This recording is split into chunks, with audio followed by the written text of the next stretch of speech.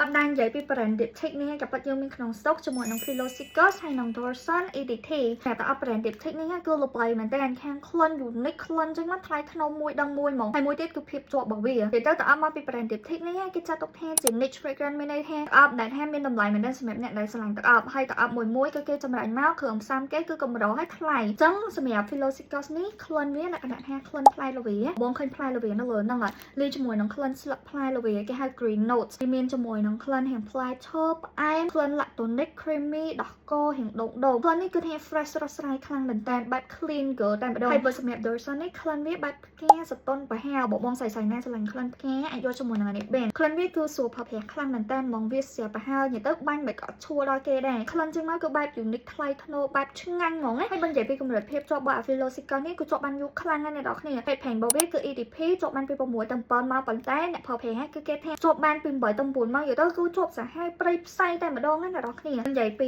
Dorson នេះប្រភេទផេងរបស់វាគឺធំ EDT ទេអញ្ចឹងសម្រាប់អានេះវាអត់សូវជាប់ប៉ុន្តែគឺវាមានភាពងាយស្រួលក្នុងការផលផេងអាចបាញ់ទៅធ្វើការអាចបាញ់ទៅរៀនបានអត់មានណាគេថាយកបាញ់ទៅអប់ឈួរអីមកទេអញ្ចឹងសម្រាប់ណាគេដែលគាត់តម្រូវការជាមួយនឹងទឹកអប់ពីរនេះអាចតតង Page Alpha Man បាន